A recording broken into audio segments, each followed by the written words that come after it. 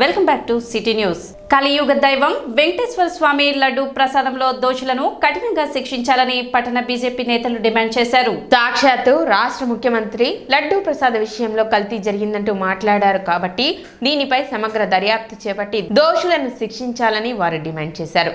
దేవాలయాలను వాటికి సంబంధించిన బోర్డులకు అప్పగించాలని ఉప ముఖ్యమంత్రి పవన్ కళ్యాణ్ మాట్లాడారని, తదనుగుణంగా చర్యలు తీసుకొని దేవాలయాలను రాజకీయ పునరావాసాలు కాకుండా చేసి సనాతన ధర్మాన్ని పాటించే వారికి అప్పగించాలని బీజేపీ నేతలు కోరారు.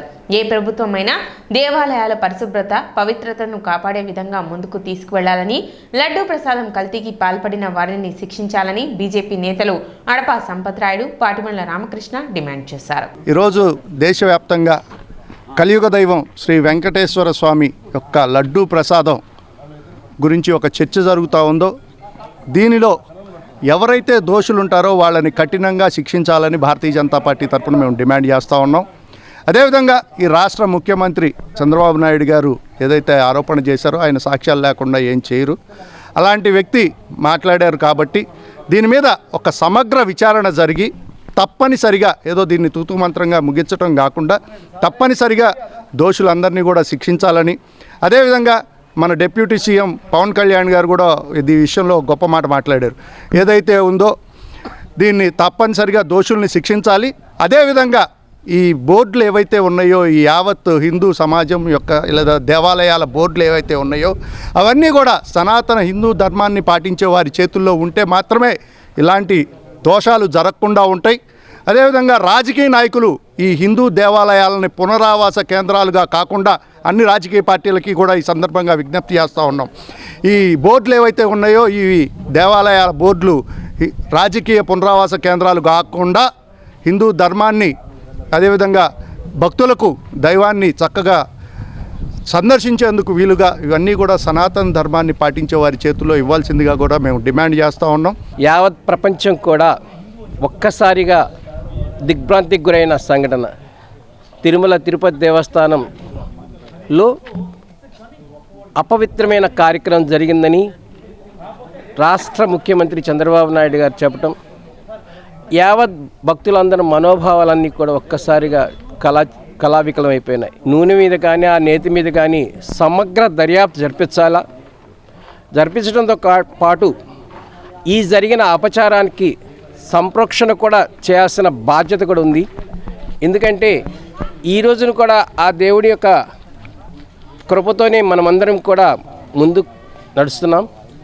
అలాంటి దేవదేవుణ్ణి ప్రసాదంలో ఇటువంటి అపశృతి జరగటం, దానికి ప్రభుత్వాలు ఎవరైనా సరే, ఏ ప్రభుత్వం ఉన్నా సరే, ఈ రోజున ఈ కార్యక్రమంలో నేను కొద్ది రోజులే పాల్గొన్నాను, దానికి ప్రాయశ్చిత్తంగా 11 రోజులు నేను ప్రాయశ్చిత్త దీక్ష చేస్తానని చెప్పి పవన్ కళ్యాణ్ గారు చెప్పడం చాలా సంతోషదాయకం. భారత్ వికాస్ పరిషత్ తెనాలి శాఖ ఆధ్వర్యంలో వరద ముంపు బాధితులకు నిత్యావసర వస్తువులను పంపిణీ చేశారు. కొల్లూరు మండలంలోని పెసర్లంక గ్రామం, వట్టిప్రోలు మండలంలోని పెదలంక గ్రామాలలో సుమారు 300 కుటుంబాలకు 2.5 లక్షల విలువ చేసే నిత్యావసర వస్తువులు, దోమతెరలు, నూతన వస్త్రాలు అందించేందుకు ఆదివారం సుల్తానాబాద్లోని సరస్వతి శిశు మందిర్ వద్ద నుండి 5 లారీల ద్వారా తరలించారు. అంబటి మారుతీరా హిందూ చైతన్య వేదిక రాష్ట్ర సహాయ సంయోజక్ పాటిబండ్ల రామకృష్ణ జెండా ఊపి వాటిని ప్రారంభించారు. కార్యక్రమంలో పరిషత్ కార్యదర్శి హరిపూర్ణ ప్రసాద్, ఆదిక కార్యదర్శి పివిబి రమేష్ బాబు, బీజేపీ పట్టణ అధ్యక్షులు అడపా సంపత్ రాయుడు, శిశు మందిర అధ్యక్షులు సామల లక్ష్మణ్ బాబు, ఎర్రంశెట్టి హనుమంతరావు, ప్రధాన కార్యదర్శులు రాజేంద్ర కుమార్ మరియు భారత్ వికాస్ పరిషత్ సభ్యులు రంగారావు, చుండూరు సాయి, భాస్కర్ని శ్రీనివాసరావు, ఉల్లంగంటి శ్రీనివాసరావు, కడియాల సునీల్ తదితరులు పాల్గొన్నారు. మనకి మొన్న జరిగినటువంటి బుడమేరు వాగు పొంగడం వల్ల వచ్చిన వరదల వల్ల విజయవాడ మరియు లంక గ్రామాలన్నీ పూర్తిగా మునిగిపోవటం, పంట నష్టం, ఇళ్ల నష్టం, ఇళ్ళకి డ్యామేజ్ బాగా జరిగింది. వస్తువులన్నీ దాదాపుగా పాడైపోయినాయి. తినడానికి ఉన్నటువంటి గింజలు కూడా పాడైపోయినాయి. అలాంటి సందర్భంలో మా భారత్ వికాస్ పరిషత్తు మరియు సేవాభారతితో కలిపి గత వారం రోజుల క్రితం దాదాపుగా 5 లక్షల రూపాయల కిట్లు పెసర్లంక గ్రామము, సుగ్గలంక గ్రామము, కొల్లూరు లంక గ్రామాలు, కొల్లిపర లంక గ్రామాల్లో కూడా ఇవ్వడం జరిగింది. మరియు రెండో విడతగా ఈరోజు భారత్ వికాస్ పరిషత్తు అదారి గ్రూప్ వారితో కలిపి అదామా అందామ ఇండియా లిమిటెడ్ గ్రూప్ వారితో కలిపి వారి ఆర్థిక సహాయము మరియు మా సభ్యుల యొక్క సహాయ సహకారాలతో మేము ఈరోజు 300 కిట్లు 2 విలేజ్లకు ఇస్తున్నాము. మన జరిగిన వరదల్లో ఈ భారత వికాస్ పరిషత్ వారు సారిందా చెప్పిన విధంగా అన్ని రకాలుగా సేవలు అందిస్తున్నారు. దానిలో భాగంగా వారు మా హైదరాబాద్ ఆఫీస్కి కన్సల్ట్ అయినప్పుడు కార్పొరేటు బాధ్యతగా మేము కూడా వారికి కొంత ఆర్థిక సాయం చేసి ఉన్నాము.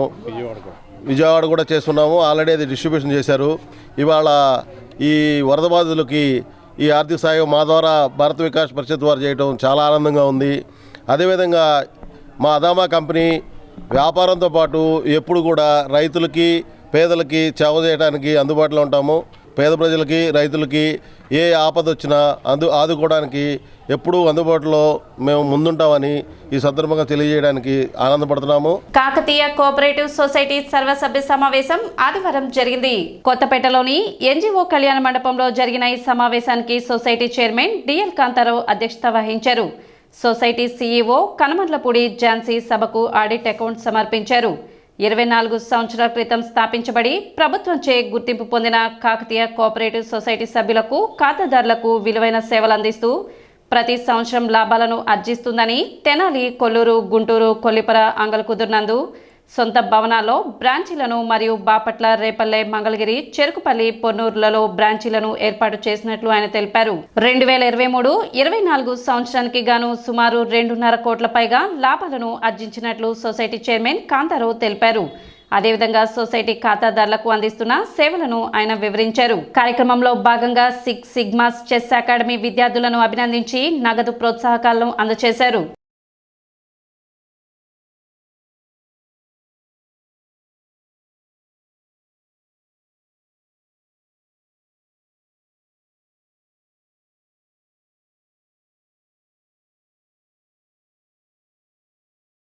ఇరవై 23-24 సంవత్సరానికి సంబంధించిన కాకతీయ కోఆపరేటివ్ సొసైటీ యొక్క సర్వసభ్య సమావేశం ఎన్జిఓ కళ్యాణ మండపంలో జరిగింది. ఈ కాకతీయ కోఆపరేటివ్ సొసైటీ యొక్క జనరల్ బాడీ మీటింగ్కి అత్యధిక సంఖ్యలో సభ్యులు ఉన్నారు. ఆ సభ్యుల్లో అత్యధికులు మీటింగ్కి హాజరయ్యారు. అది గొప్ప సంగతిగా మేము భావిస్తాం.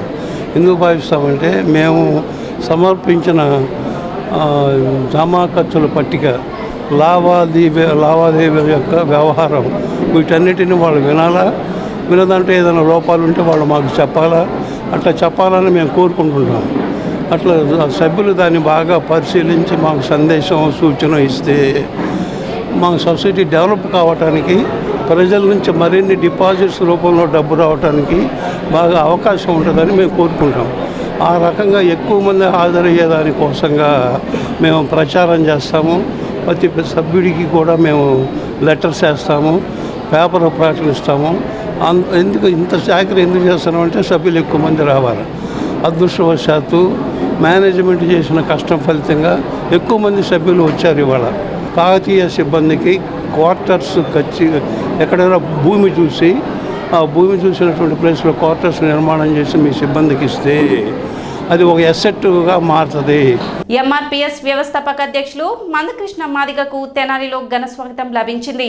ఎస్సీ వర్గీకరణకు అనుకూలంగా సుప్రీంకోర్టు తీర్పు ఇచ్చిన నేపథ్యంలో స్థానిక మార్కెట్ యార్డ్లో ఏర్పాటు చేసిన ఆత్మీయ సమ్మేళనం కార్యక్రమంలో పాల్గొనడానికి వచ్చిన ఆయనకు తెనాలి 4 వరుసల రోడ్లలో నిర్వాహక ప్రతినిధులు పెద్ద సంఖ్యలో సంఘీయులు ఎదురేగి స్వాగతం పలికారు. దారి పొడవునా ప్రజలకు అభివాదం చేసుకుంటూ ఆయన ముందుకు సాగారు.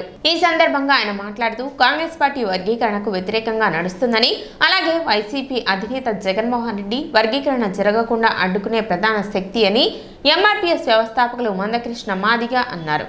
కాంగ్రెస్లో మాలల ప్రాబల్యం ఉందని కొప్పుల రాజు, జేడి శీలం, పనపాక లక్ష్మీలు గతంలో వర్గీకరణను అడ్డుకున్నారని, ఇప్పుడు కూడా కాంగ్రెస్లో మల్లికార్జున ఖర్గే వంటి శక్తులు పనిచేస్తున్నాయని అన్నారు. ముఖ్యమంత్రి చంద్రబాబు నాయుడు ఎన్నికల ముందు, ఎన్నికల తర్వాత కూడా సుప్రీంకోర్టు తీర్పు రాకమునుపే అనేక బహిరంగ సభల్లో వర్గీకరణ చేస్తామని మాట ఇచ్చారని, దానిని ఆయన నిలబెట్టుకోవాల్సిన బాధ్యత ఉందన్నారు. ఇందుకు మాదిగలంతా సమాయత్తం కావాలని ఆయన పిలుపునిచ్చారు.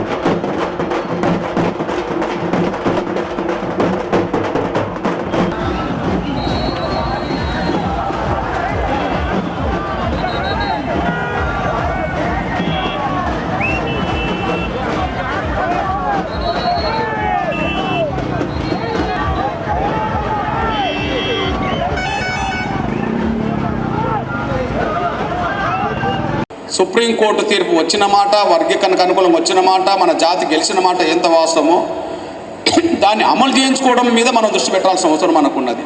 కానీ మనది 2004లోనే వర్గీకరణ రద్దయింది కనుక ఇప్పుడు తిరిగి 2024లో తీర్పు వర్గీకరణకు అనుకూలం వచ్చింది కనుక రాష్ట్ర ప్రభుత్వాలకి అధికారం లేదని చెప్పి ఆనాడు వచ్చిన తీర్పు తప్పుబట్టి ఎస్సీ వర్గీకరణ చేసుకునే అధికారం రాష్ట్రాలకే ఉన్నదని చెప్పి స్పష్టమైన తీర్పు రావడంతో ఇప్పుడు వర్గీకరణ చట్టాన్ని ఉమ్మడి ఆంధ్రప్రదేశ్లో అమలు చేయించుకున్న మనం ఇప్పుడు 2 తెలుగు రాష్ట్రాల్లో అమలు చేయించుకోవడానికి మన ప్రయత్నాన్ని మనం వేగవంతం చేయాల్సిన అవసరం ఉన్నది. అందరికంటే ముందు దేశంలో వర్గీకరణ అమలు చేసే మొదటి రాష్ట్రంగా మేమే ఉంటామని చెప్పి తెలంగాణ రాష్ట్ర ముఖ్యమంత్రి సోదరులు రేవంత్ రెడ్డి గారు ప్రకటన చేశారు. గౌరవ నారా చంద్రబాబు నాయుడు గారు ముఖ్యమంత్రి ఉన్నాడు. ఉమ్మడి ఆంధ్రప్రదేశ్లో ఎస్సీ వర్గీకరణ అతనే చేశాడు. ఆనాడు చంద్రబాబు నాయుడు గారు ప్రభుత్వం ఉన్నంత వరకు వర్గీకరణ అమలు జరిగింది. కాంగ్రెస్ ప్రభుత్వం రాగానే సుప్రీంకోర్టు సాంకేతిక కారణాలతో రాష్ట్రాలకు అధికారం లేదనే పేరుతో ఉమ్మడి ఆంధ్రప్రదేశ్లో కాంగ్రెస్ పరిపాలిస్తున్న రోజుల్లో, కేంద్రంలో కాంగ్రెస్ పరిపాలిస్తున్న రోజుల్లో సాంకేతిక కారణాలు సాకు చూపెట్టి వర్గీకరణ రద్దు చేయడం జరిగింది. ఈ 2024లో మళ్ళీ వర్గీకరణ కోసం సుప్రీంకోర్టు తీర్పు వచ్చే సమయానికి కేంద్రంలో గౌరవ పెద్దలు బీజేపీ నరేంద్ర మోడీ గారి ప్రభుత్వం, ఇక్కడ ఆంధ్రప్రదేశ్లో మళ్ళీ చంద్రబాబు నాయుడు గారి ప్రభుత్వం ఉన్నది. ఎస్సీ రిజర్వేషన్ల వర్గీకరణ కట్టుబడి ఉన్నామని, ఖచ్చితంగా వర్గీకరణ చేసే బాధ్యత నేనే తీసుకుంటామని చంద్రబాబు నాయుడు గారు ఎన్నికలకు ముందే ప్రతి బహిరంగ సభలో ప్రకటన చేశాడు. అంటే ఎన్నికలకు ముందే అంత ధైర్యంగా చెప్పడం అంటే అర్థమైంది. ఎవరు ఓట్లేసినా ఏకపోయినా నేను మాత్రం మాదిగల పక్షాన్ని ఉంటానని ఆనాడే ఆయన చెప్పిండు. ఎన్నికలు వచ్చిన తర్వాత ఫలితాలు వచ్చినాక గౌరవ చంద్రబాబు నాయుడు గారు ముఖ్యమంత్రి ప్రమాణ స్వీకారం చేసినాక ఇంకా సుప్రీంకోర్టు తీర్పు రాకముందే ఆయన సొంత నియోజకవర్గమైన కుప్పం అసెంబ్లీ నియోజకవర్గానికి వెళ్ళినప్పుడు ఆ బహిరంగ సభలో కూడా ఎస్సీ వర్గీకరణ ఖచ్చితంగా నేను కట్టుబడి ఉన్నా, త్వరలోనే చేస్తాననే మాట ఆయన మాట్లాడడం జరిగింది. రాజకీయ శక్తికి ఎదిగిన రోజు మన చుట్టూ దేశాన్ని, మన చుట్టూ రాష్ట్రాన్ని తిప్పడానికి మనకు అవకాశం ఉంటుంది. దేశ రాజకీయాలు మాదిగల వైపు చూసేటట్టుగా కూడా చేస్తాను నేను. కానీ మీరు ఏ పార్టీలో చేరకపోయినా మంచిదే, కానీ జగన్మోహన్ గారి పార్టీలు మాత్రం మాదిగలు ఎవరు ఉండద్దని మాత్రం నేను విజ్ఞప్తి చేస్తున్నాను. నేను నిజంగా జాతిని గెలిపించడం కోసం ఒక సైన్యంగా పనిచేసింది నా జాతి బిడ్డలు ఎంఆర్పీ అనుబంధ విభాగాలన్నీ యుద్ధంలో పనిచేసినాయి. మనకంటే వాళ్ళు శక్తివంతులే, కానీ మనతో జరిగిన పోరాటంలో సమాజం యావత్తు నుంచి వాళ్ళు ఒంటరి అయిపోయినరు. సమాజం యావత్తు మద్దతు మాదిగ జాతి పొందగలిగింది. మనకు శక్తి చాలా ఉంది. ఈనాటి గెలుపు మనం వెంటనే అమలు చేయించుకుంటే 100 తరాల బిడ్డల భవిష్యత్తుకు ఉపయోగపడుతుందనేసి మీరు మర్చిపోదు. ఆ నరేంద్ర మోడీ గారికి కూడా మనం అండగా నిలబడాల్సిన బాధ్యత మనకు ఉన్నదనేసి కూడా మర్చిపోదని విజ్ఞప్తి చేస్తూ, ఏది ఏమైనా భవిష్యత్తు రాజకీయ నిర్ణయాలు ఎట్లా ఉన్నా ఆ రాజకీయ నిర్ణయానికి నా జాతి కట్టుబడి ఉంటే జాతిని మరింత ముందుకు నడపడానికి అవకాశం ఉంటుందనేసి కూడా మర్చిపోదని సైనా కోరుకుంటూ సిటీ న్యూస్ ముగించే ముందు ముఖ్యాంశాలు మరోసారి.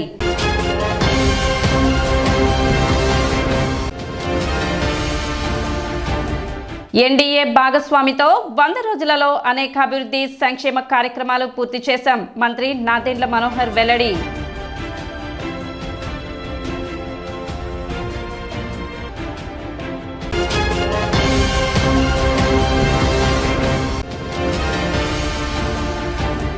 కలియుగ దైవం వెంకటేశ్వర స్వామి లడ్డు ప్రసాదంలో దోషులను కఠినంగా శిక్షించాలి. పట్టణ బీజేపీ నేతల డిమాండ్.